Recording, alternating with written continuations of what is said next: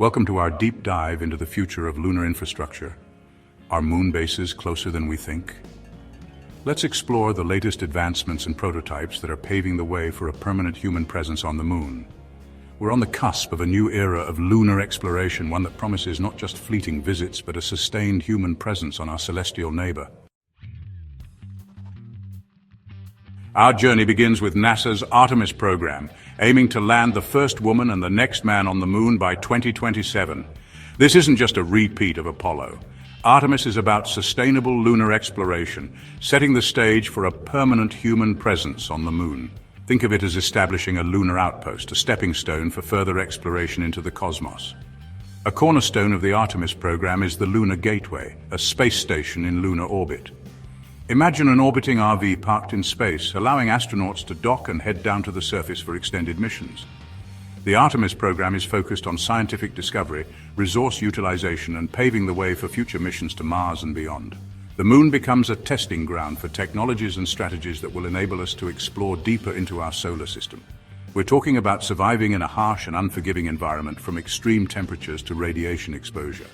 NASA is developing advanced life support systems, habitats and spacesuits designed specifically for the lunar environment.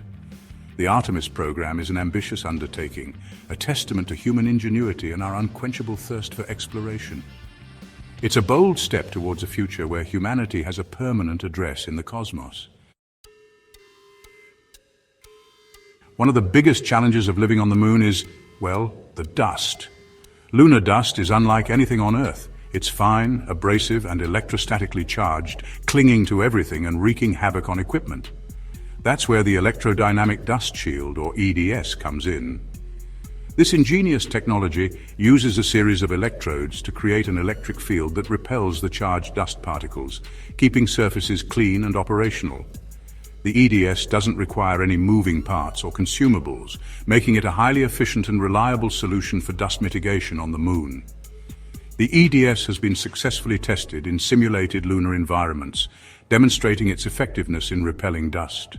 With the EDS, we can protect sensitive instruments, extend the lifespan of equipment, and ensure the health and safety of astronauts living and working on the moon.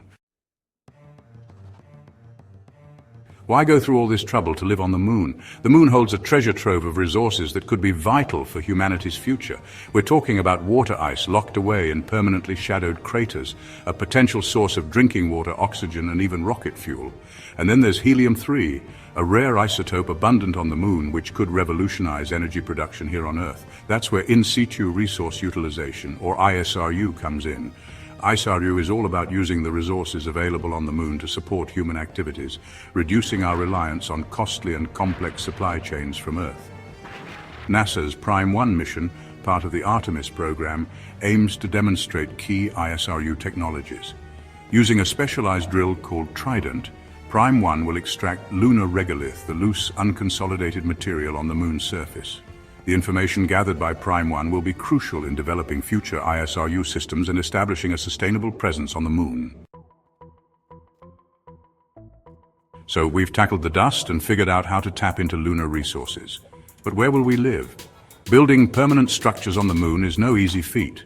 That's where inflatable habitats come in, offering a revolutionary solution for lunar living. Imagine a compact module launched from Earth that inflates like a giant bouncy castle on the moon. Inflatable habitats are lightweight and compact, making them incredibly efficient to transport. They can be folded up for launch and then expanded to their full size upon arrival, maximizing living space while minimizing launch mass. Inflatable habitats can be designed with multiple layers of protection, shielding inhabitants from radiation, micrometeorites, and the extreme temperatures of the lunar surface. With inflatable habitats, we can create comfortable and functional living spaces on the moon, allowing astronauts to focus on scientific discovery and pushing the boundaries of human exploration. Now, even if we solve the challenges of dust, resources, and shelter, there's still the issue of power. You can't run a moon base on AA batteries, right? Luckily, the moon offers a readily available source of energy, the sun. Lunar solar panels are being developed to harness the sun's energy and provide a reliable power source for lunar bases. But here's the catch. Lunar dust can accumulate on solar panels, reducing their efficiency. Engineers are developing innovative dust mitigation technologies such as electrostatic brushes and specialized coatings that can keep solar panels clean and operating at peak performance. Advanced energy storage systems such as regenerative fuel cells and flywheels can store excess energy generated during the lunar day and release it during the lunar night. With reliable power systems in place, we can establish a permanent and self-sustaining human presence on the moon. So far, we've explored some of the key technologies that are making lunar living a reality. But how does it all come together?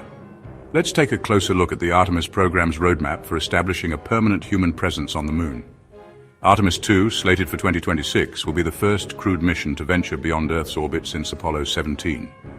This mission will send 4 astronauts on a free return trajectory around the moon, testing the Orion spacecraft's life support systems and performing scientific observations. Then comes Artemis 3, the big one. This mission, planned for 2027, aims to land the first woman and the next man on the moon, specifically at the lunar South Pole, a region believed to hold vast reserves of water ice. Artemis 4, planned for 2028, will deliver the first 2 modules of the Lunar Gateway to lunar orbit, beginning the assembly of this crucial staging post for surface missions. Subsequent Artemis missions will focus on expanding the Gateway, delivering additional modules, and testing advanced technologies for lunar surface operations.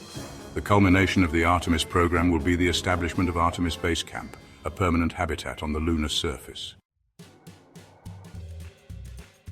Now, this ambitious endeavor isn't a solo mission. Establishing a permanent human presence on the moon requires a global effort, a collaboration between nations and the private sector. The Lunar Gateway is a joint project between NASA and its international partners, including the European Space Agency, the Japan Aerospace Exploration Agency, and the Canadian Space Agency. These international partnerships bring together expertise, resources, and a shared vision for lunar exploration. Private companies are also playing a crucial role in advancing lunar infrastructure, from developing reusable lunar landers to providing communication and navigation services. Commercial partners are essential in making lunar exploration more sustainable and cost-effective. This collaborative approach is crucial in overcoming the challenges of lunar exploration and establishing a lasting human presence on the moon. So after exploring the latest advancements in lunar infrastructure, the question remains, how close are we to having a permanent moon base? The answer is closer than you might think. With the Artemis program well underway, international collaborations flourishing, and private companies joining the lunar race, the pieces are falling into place. We've already made significant progress in developing the technologies needed for a sustained human presence on the moon. From ISRU systems that will allow us to utilize lunar resources to advanced life support systems that will keep astronauts safe and healthy, we're overcoming the challenges one by one. The timeline for a permanent moon base is still fluid, but with continued investment, innovation, and collaboration, it's not unreasonable to envision a lunar outpost within the next decade or 2. The harsh lunar environment, the need for reliable power systems, and the complexities of long-duration spaceflight are all hurdles we need to overcome. The establishment of a permanent moon base will be a defining moment in human history, marking a new era of space exploration and unlocking the potential for further exploration of our solar system and beyond. With these groundbreaking technologies and international collaborations, a sustained human presence on the moon is becoming a reality. A permanent moon base will not only expand our scientific understanding of the universe, but also serve as a stepping stone for further exploration of our solar system and beyond. Stay tuned as we continue to explore the final frontier. Thank you for watching. Don't forget to like, subscribe, and hit the bell icon for more updates on space exploration.